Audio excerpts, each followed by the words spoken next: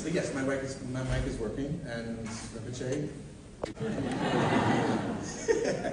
Okay, so as I was saying, Rinpoche, so this is going to be an audience-driven discussion. I have collected questions, and I'm going to pose questions to you, and then we'll have a discussion based on the audience's questions. Okay. And then, by the way, later we'll definitely have time for audience questions as well, in addition to what I have on paper. Okay, so the first question, this is an important one. So what advice do you have for young people who grew up using their smartphones to socialize? And how do you recommend they stay healthy and confident? I mean, this is in a way serious, actually. You know, so please. I mean, you know, social media can be a little toxic. So. And myself, I'm very addicted to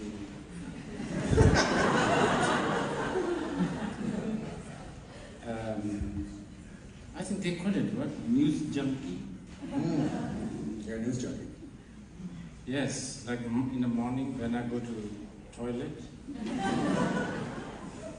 It's almost like physically I cannot function without the phone in my hand. Yeah, that's true. That's true.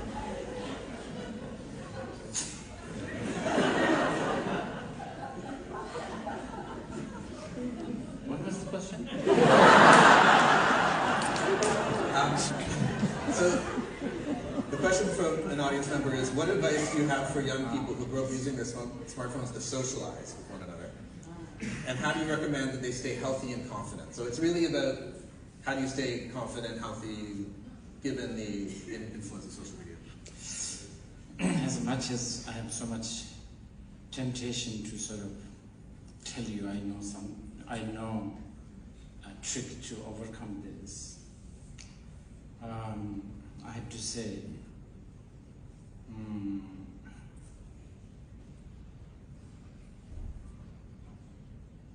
I myself, as I was saying, I find myself a big victim of this. But recently, I found out there's something we could do, which is maybe learn to outwit the algorithm.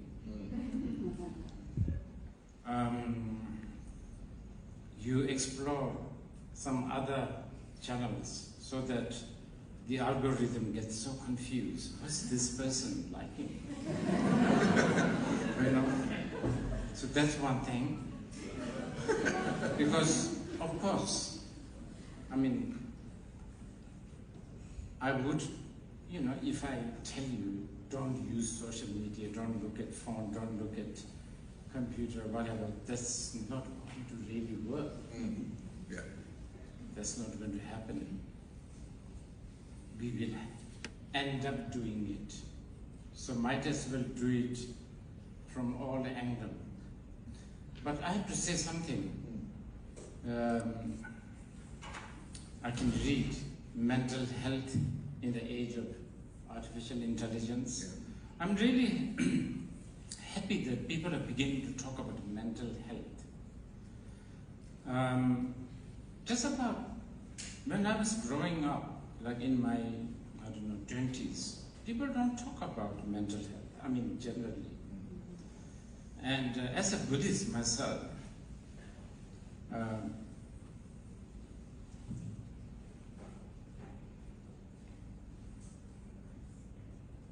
I could sort of, I can proudly say that anything to do with the mental, anything to do with the mind, is something that Buddhism has been quite, good or informed, or really done so much research and so many teachings, not just some academic teachings, actually hands-on practice. Even the very term for sentient, in Tibetan we call it sem-jen, right? So jen is, what do you call it in English? It's like one that has possessive particle, yeah. Possessive particle. So it already indicates there's something else. that is having the mind.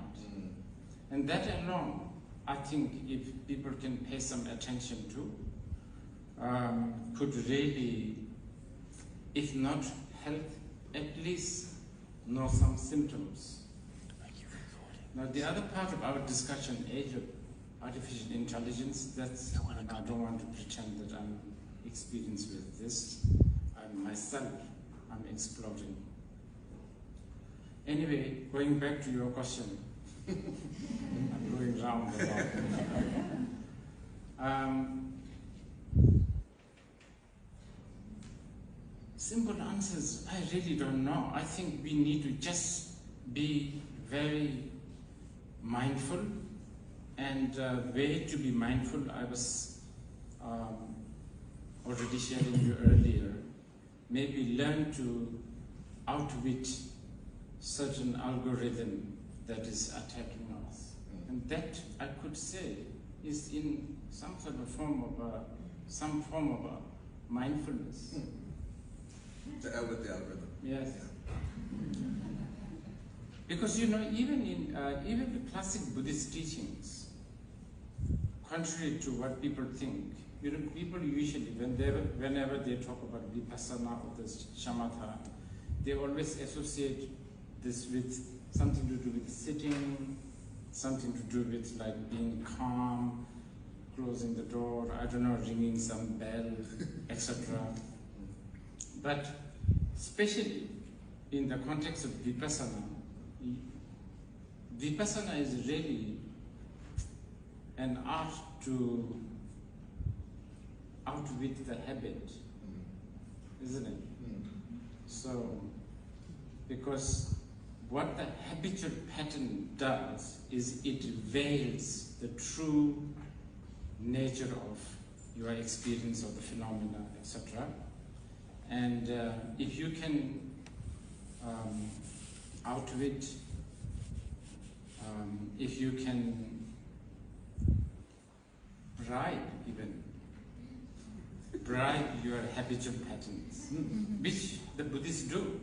For instance, like sitting straight, whether you believe it or not, is a very, very sophisticated form of bribery.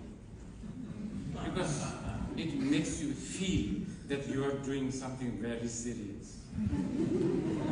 If you do this, no, you are not meditating. Right. Trying it. Okay.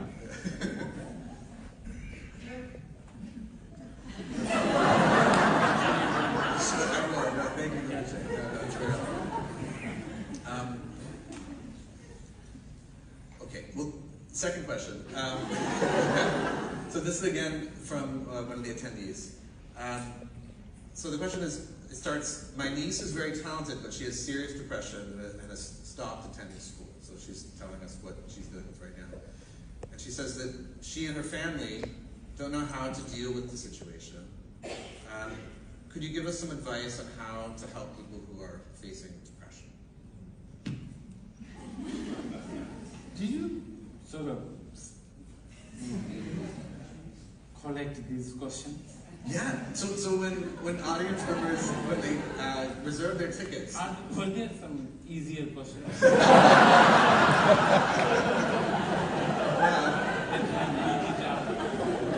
No, they were all hard. Some were actually harder. But what advice do you have for people who have a family member who's struggling with depression? I can tell you in my own family, I've had multiple family members who have suffered from this. And so, personally, I'd love to hear your advice. I'm not so sure with the term depression, because I think this is a very vast topic. Yeah. Sometimes when I talk to my friends who are supposedly expert with, like psychology, depression, etc., they seem to be talking about prana, as in, the prana or the lung. In Tibetan, they call it lung.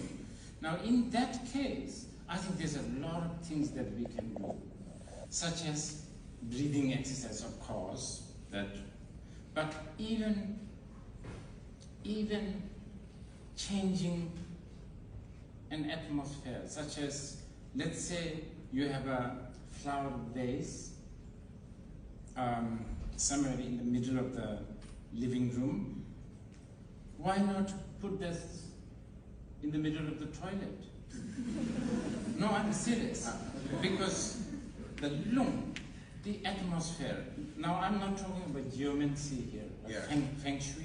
I'm not talking about that. I'm talking about, I think it's something kind of similar. A long time ago, I read a book by Carlos Castaneda. Yeah. That's like, now you can see how old I am, you know. I'm sure most of the young people here don't even know who he is. Carlos Castaneda talks about a spot, right? Spot. Like you are sitting there and I'm sitting there. Yes. And this spot really influences the way we think and the way we interact, and therefore our mood and our emotion, etc. Now, if you can just change our spot, if I decided to sit there and face there, immediately it will change. So, if we are talking about depression in the context of lung or the prana, I think there's a lot of things we could do. Of course, not necessarily just flower vase, but color of shirt, wall hang-ups, a walk. And then, of course, more in the profound practice you can do, such as breathing exercise, so on and so forth. Now, if you want to hear the Buddhist point of view, not just like the prana, depression.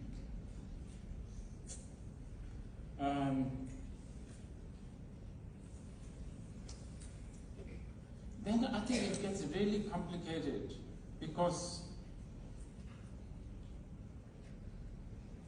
many times Buddhists might even say little bit of that depression is kind of good, because otherwise,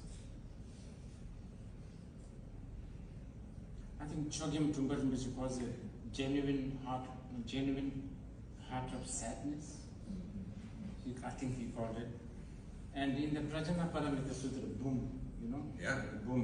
In the Prajnaparamita Sutra, there was a bodhisattva, and he asked Buddha how he feels sad. And then Buddha said, sadness is one of the most precious, noble merit. The person must have a sadness. So, in this context, depressions are not necessarily something bad also. It can be very nurturing, enriching. So, I'm just presenting you this to see that if I'm using the word depression correctly, but I have to admit that the term depression seems to be really vast. That's true. Yeah, I mean, there would be cases where if someone's depressed, they may not be able to bring themselves to practice. And so in those cases, it would be potentially an obstacle to cultivation. But at the same time, you're right, that recognizing the suffering that exists in life isn't such a bad thing. Yes. Right? So that is the very first teaching Buddha taught. Right. No dukkha, no the suffering. And that has to have a little bit of a depressing experience. But going back to the person's question, the daughter, right? The daughter. my niece is very talented. Wow, I don't know what to say. Yeah. It's very difficult. The world is so fast and speedy and too much choice. I think I'm not trying to sort of provoke you, but I think there's too much freedom also. Human beings don't know how to handle freedom. Freedom is really, it's like a oversized food. You know, it's very difficult to handle. And I think there's too much, you know, what do you call it, hyper-individualism, and there's just too much freedom. So you might consider inviting Kim Jong-un sometime. That's a provocation.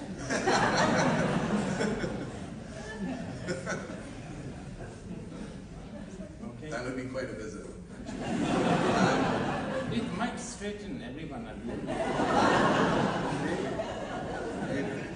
I haven't seen that idea floated in the news lately. But Because, you know, we never grow up, right? The children also, you need to have, what do they call it? The parents, they call it boundary. You need to sort of create a little bit of boundary. Okay, no more this, no more that, sleep for this hour, that hour. Nothing on the long run. It's kind of a good thing for the growth of this being. But the thing is, we just never grow up. We just have the next childhood. So, I don't know, the freedom as in the worldly freedom is something to think about. Maybe we are depressed because we are just too free. thank you. This is a good question, number 3. Should we create AI Buddhist practitioners? Could they be helpful to the Sangha?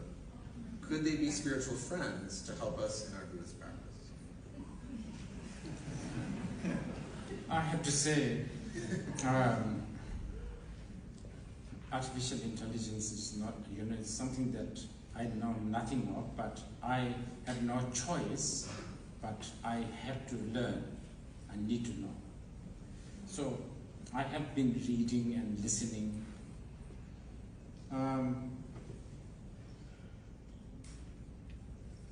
And similar question has been asked to me many times.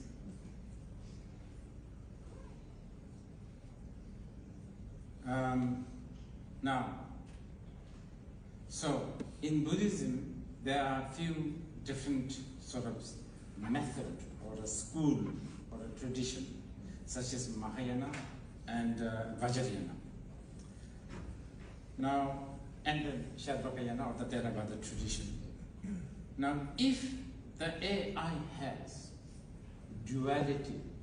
dualism, then AI can, or the robot or the entitled or a qualified vessel for Sherpakayana and Mahayana. Okay? Now, on top of that, if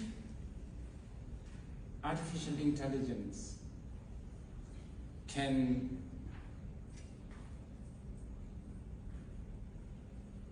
this is a little complicated. If artificial intelligence can produce dhatu, how do you say dhatu in English? Elements? That's one translation. Yeah, dhatu? Yes. Elements. Yeah. Elements. Like, yes, if it can create elements, as in,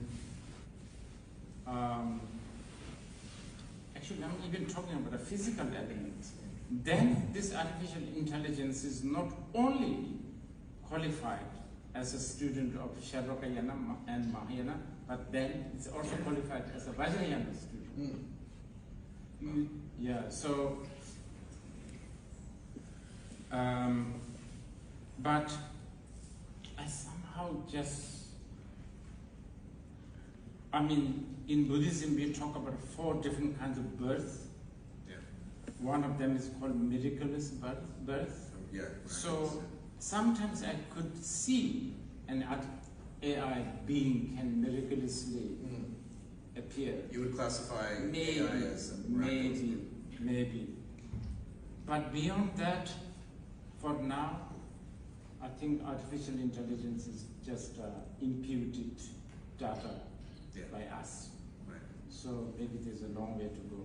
Probably. But having said this, there are teachers like me, and I can see 2 at least here. We are trained in a Buddhist philosophy school for years, like 9 years, 10 years, debate, and then we are what, like Geshe, Kempo, we are like trained to be information dispenser. Now that job is finished. So it is to me giving information dispenser, just giving you, okay, what are the 4 noble fruits? This. What are the, 10 bhumis? This. You should ask ChatGPT. They do much better. You can always visit anytime you like, etc., etc. Yeah. So the only thing that these 2 and me, only thing we can sort of tell you so that you should still maybe consider, listen to us, is we have at times good motivation. Like, oh, for the sake of the you, for the sake of the sentient beings, for the sake of the mankind, I will teach you. And that is important. And I don't know whether ChatGPT has that. I know. Thank you so much. Next question is about, this is a good one for you. So, do you believe in work-life balance when you're trying to achieve something great? So if you have this ambition to achieve something great, do you believe in having a work-life balance? Or should people work hard when they're young and focus on relaxing later? This is part of the question. And then directly to you, the question is, how have you maintained, if you have, a balance in your own life? A kind of work-life balance?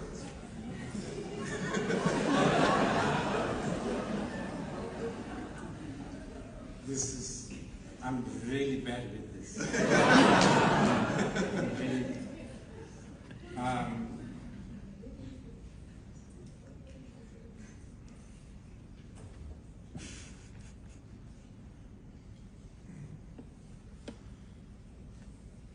because, if you believe in balance, then it means that you believe that you are in control.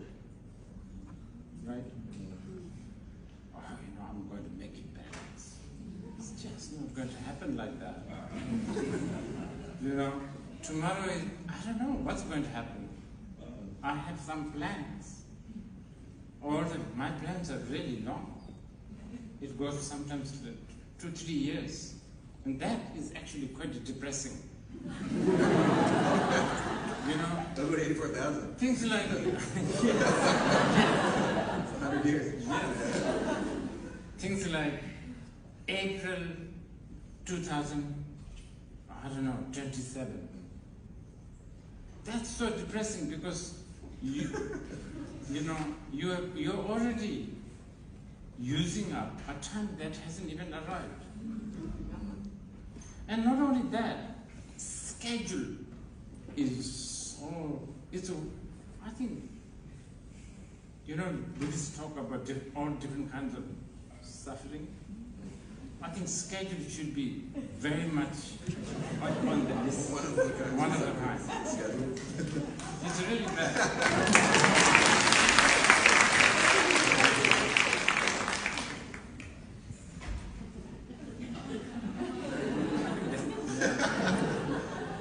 No, that's good advice.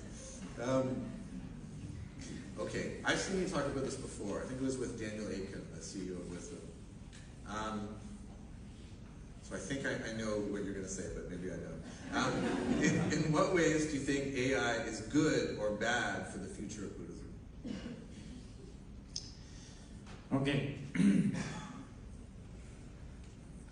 Here I'm going to kind of provoke you guys a bit. I think AI itself is, it can be good, it can be bad, we don't know. But till now, the data designer are mostly in the West. You understand? Yes. Yeah. And we are talking about Buddhism here. So, to give you one example, are there Indians here? If there are, I'm going to provoke more. Like Indians, they're very proud that, oh, you know, the Google CEO is an Indian. Something like that, right? Google CEO is an Indian, etc., etc. I don't know whether they should be proud of. Because, let's say, an Indian wants to know about Dingnatha, Nagarjuna, or an ancient Indian poet Kalidasa. What do? They Google. And where does this Google come from? San Diego. So, billion Indians are learning about Kalidasa that is created by somebody or some group of people in California. And that's really, really important because how story is told, narration, definition, is really going to shape your value and shape your ideological sovereignty. And to this, I have to say that Chinese have done a great job. They ban Google,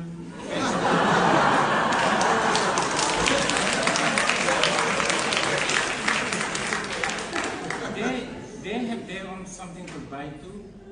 Yeah, Okay, here we can all laugh at them and say, oh, they are telling all this propaganda and the lies, and doesn't matter. It's their lie. And, you understand? So this I'm just giving you as an example. So this is actually I'm kind of sometimes get passionate talking about this because, okay, two examples I will give you. Recently I wrote a film script, and then, you know, usually when I ask people to read for comment, it takes about weeks or months.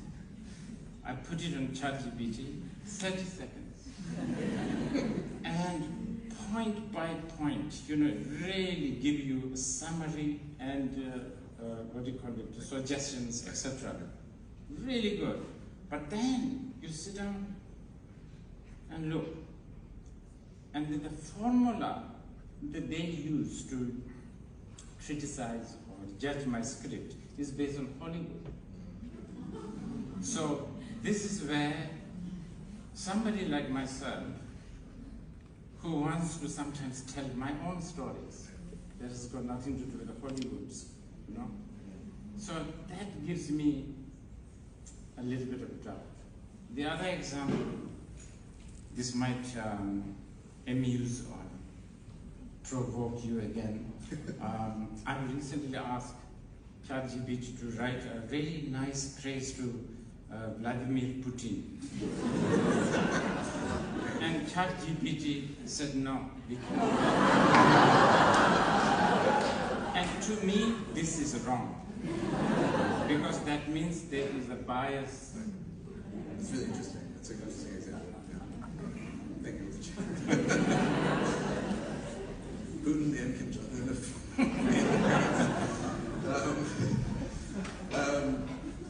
Okay.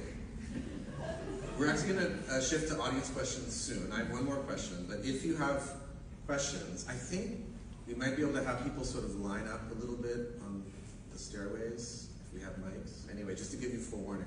be ready if you have a question. I'd love to have you ask your question.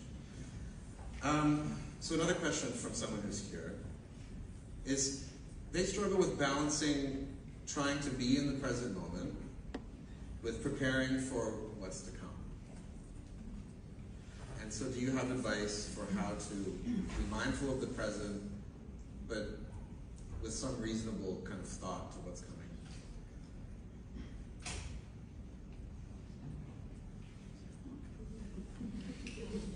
I really hope that you keep on having this problem. Because it actually means you are meditating. This struggle between trying to be in the present and get bothered by the schedulings and all of that, that is what I call dawn of a spiritual person. I think you should just invest more on this. And one day you will realize there is no such thing as a future apart from this very present moment. So just like driving a car, like I don't know how to drive, so I get fascinated when people drive, because they have to use their feet, their hand, they look in front, look at the rear mirror, and some of them file their nails, does their lipsticks, and it's really, they do it so smoothly, spontaneously. So if you keep on doing this, I think you will gel the present and the future smoothly. Thank you. I think now, let's move to audience questions if we have someone ready. Yeah, could you maybe step into just to the side? I don't know if that's possible. Oh yes. So maybe, do you have a question? Okay, very good. So yes, please, you go first, and then if the next gentleman, maybe you can, if you can not so awkwardly sort of get out, then you can come down next. Yeah, please, thank you. Thank you for your talk, and thank you, Professor. I'm really nervous, so I wrote my question down. I was really moved by the activities and visions of 84,000, and I have a question regarding translation. Like, how can we make the words of the Buddha more accessible? Not in terms of getting them on our phones, but in terms of language. Like, will the Gen Z understand what the Buddha was really talking about, like culturally? I feel like if we have to make sense of the Buddha's words, we need like modern examples, really getting into that context. So we will be translating to like Gen Z language, not only from Tibetan to English. And I have another optional question. Like Buddhist terms like reincarnation really confuses me. Could you explain what that means? Does understanding AI helps us understand those Buddhist concepts? Okay. Thank you. Great question. She asking you?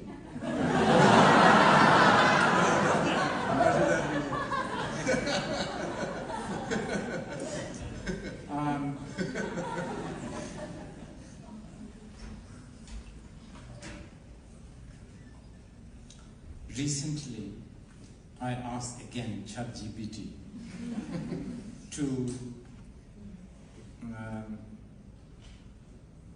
write or compose or say Heart Sutra. You know, Heart Sutra is an important sutra. It's a very fundamental Mahayana sutra. I asked the ChatGPT to do it as how Dolly Parton would do. A Dolly Parton edition of Yes. And you know, so many people send me like messages. This was so good. It really touched their heart. Really, you know, so I appreciate your question. As I said earlier about artificial intelligence and the information and the Google, I think it is really good. This is something, this kind of discussion hasn't happened in the past. This is really good. This is I think we are going forward, advancing. I think discussions like this should happen more, and we should really, what do you call it, analyze. Like for myself, I already never liked the word suffering to translate dukkha. I don't like word compassion to translate mahakaruna, so on and so forth. And I think if we have more discussions like this, and then with all the help of the technology, so on and so forth, I think not only we will not lose the original meaning of the original classic text, but we can also make it applicable to generation, what is it? Z? Yes, yeah. In Canada we say that. Now, your second question, the same thing, related. This is very related. Yangtze, right? Yangtze. Yeah. It should never be translated into the English word reincarnation. Because the word reincarnation seems to apply, there's a soul traveling. I mean, the Dharma language of Yangtze is not really like this. So for instance, if you murdered yesterday, you murdered somebody, and today the police catch you, and then judge send you to prison, you cannot really say, hey, yesterday's you is not, yesterday's me is not today's me. That's gone. Scientifically, technically, you are right. But the police and the judge has the still reason to arrest you and put you in the prison. Why? Because you are this continuation of yesterday's you. So now we need to really learn about what do we mean by continuity. Now that's, we will have to sit here. You will have to hire me from the university. Please.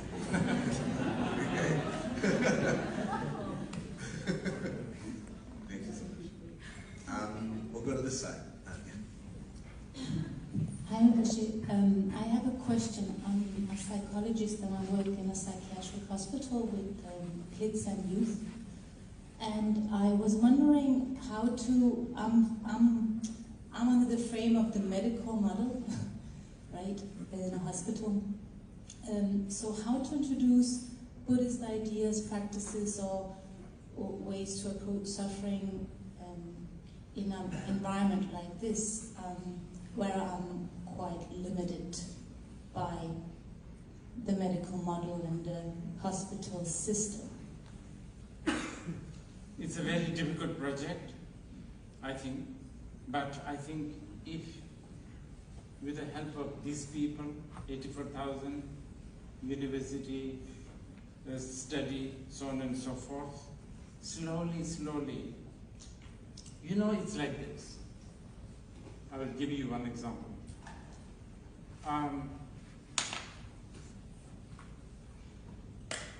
Let's say, in about 100 years, people laugh at University of Toronto for being cultish, religious, believer. You understand? You know, this sort of, I don't know, superstition, etc., etc. This is how many so-called Buddhists feel when Buddhism gets into the basket of religion.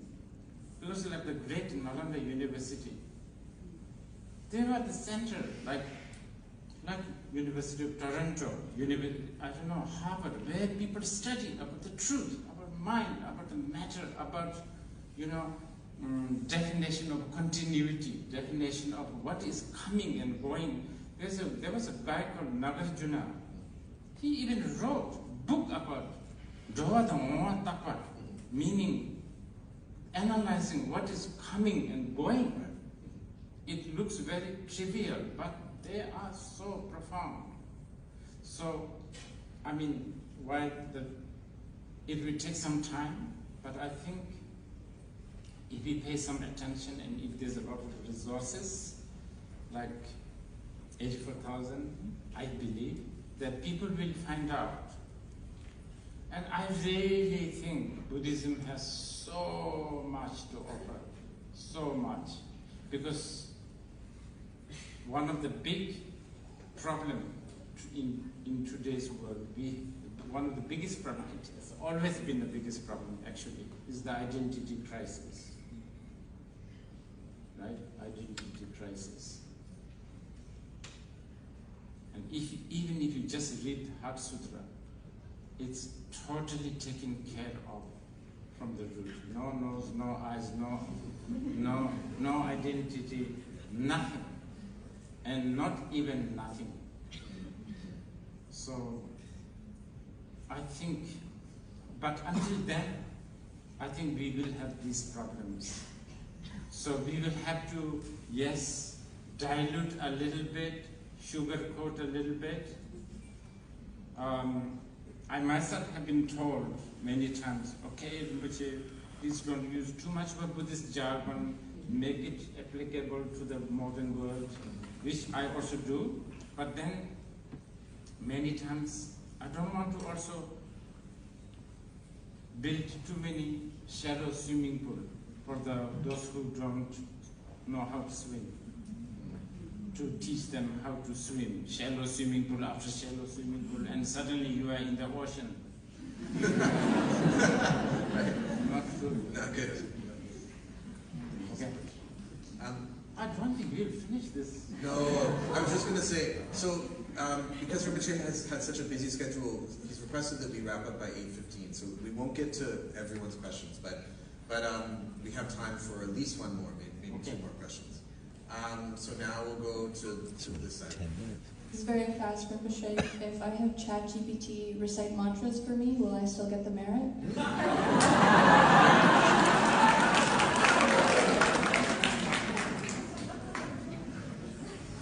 Well, merit is something to do with how much sacrifice you also cause, right? Oh, yeah. So I guess switching on the phone, pressing it, maybe a little bit.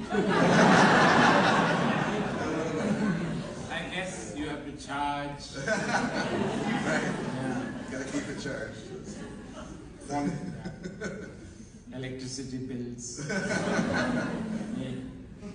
Just a little bit, okay. Thank you. I got a good question. Okay, now to this end. Hi, Rinpoche. This is a general question for students who are graduating or who are already graduated, but having their, midlife crisis, deciding on their career, what they do to make a living. Would you say it's easier for them to, in the relative world, to have achievements if they choose something they're passionate about, they're talented about, or compared to something that's more skillful or considered as a stable job? Because practicing Dharma in this modern world really needs financial support, or a rich daddy. So yeah.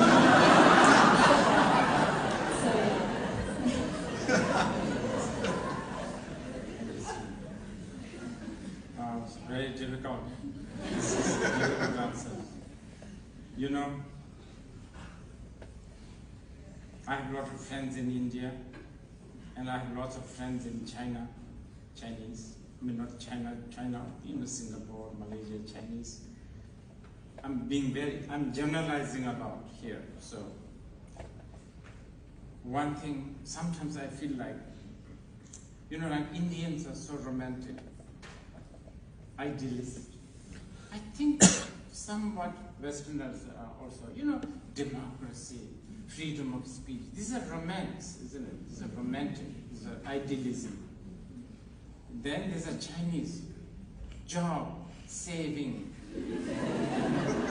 What was it? Salt daily. Yeah, I like that. Sugar cane.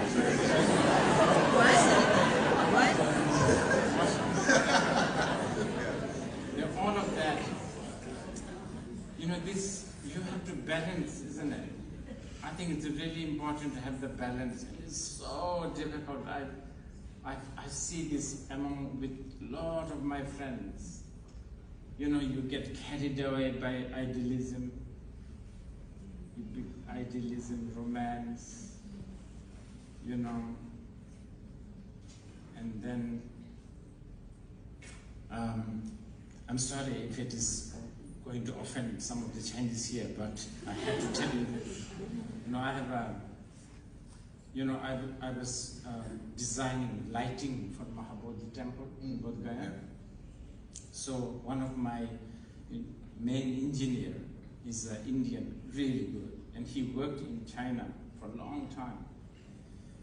So, and you know, so once we were talking, I said, you know, Chinese have 1 billion people, and you guys have 1 billion people. How come you guys are really, you know, like getting late and things are not getting done, and you know, and then he said something really interesting. He said, you know, we human beings, we need recreation, like pujas, holidays, you know, like, you know, we guys always need recreation. And he said, but for Chinese, recreation happens every day twice. Lunch and dinner. Food is so important for them. That's it. Beyond that, they don't even, I think the boss has to force the people to take holidays. In some cases, they work so hard, they go late to the, so it's kind of interesting. So I think this balance is going to be difficult.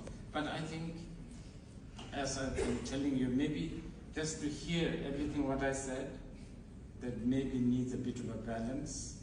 Well, I am beginning to hear that even in China, now there are phenomena called thumping. Lie down. Oh, yes, that's right. Yes. Just lying down, lying flat. Yeah. Yes. Oh, by the way, I have something to say about this though. When Chinese parents are unhappy with their kids who are lazy, they will say something like, oh, I'm becoming Buddhist. So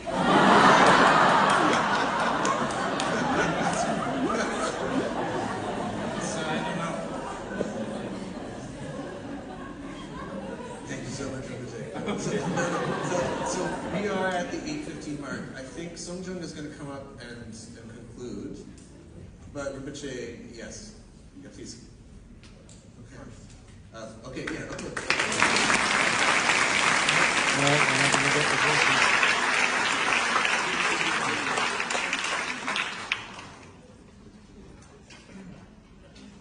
So I told you at the beginning that New College seeks interdisciplinary solutions, but I did not anticipate Salt Daddy and Dolly Parton, and so thank you.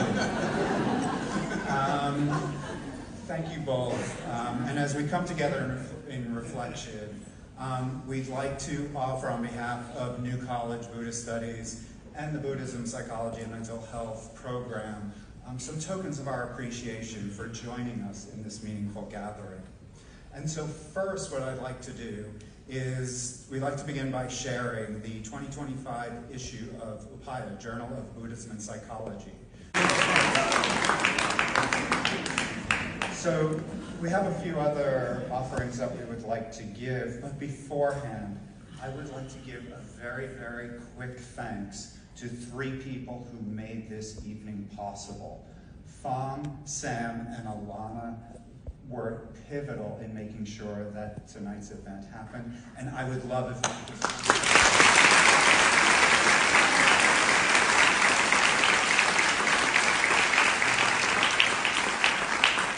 And so the organizers were tasked with what are appropriate gifts to give Dzongsar Khyentse Rinpoche. And so the first thing that came to mind was Toronto. We have to give something that says Toronto. And so, gift number 1 is a raku.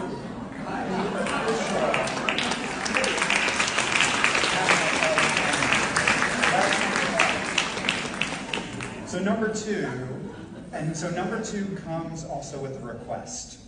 So Rory mentioned a couple of your books, but the one that he forgot was the Guru Drinks Bourbon.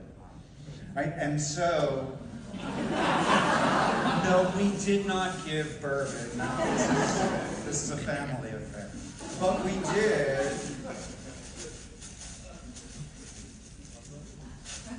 Chocolate. I know, it is. Suffer.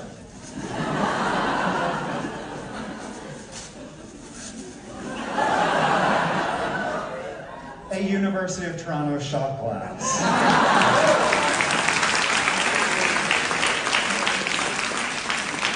And so I did say that it would come with a request. And so last night we discussed that there's a little bit of tension between us and those 50 states just to the south of us.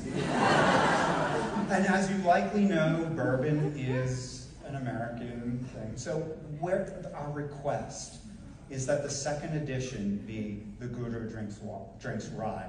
So just some thoughts, And there was one last one. And so as many of you know, a couple of weeks ago, social media blew up because the Pope was offered a gift of a Chicago White Sox cap. And he put it on and it hit social media, and social media just went bonkers. And so perhaps this was part of the thought process when the organizers of tonight came up with the final token of our appreciation.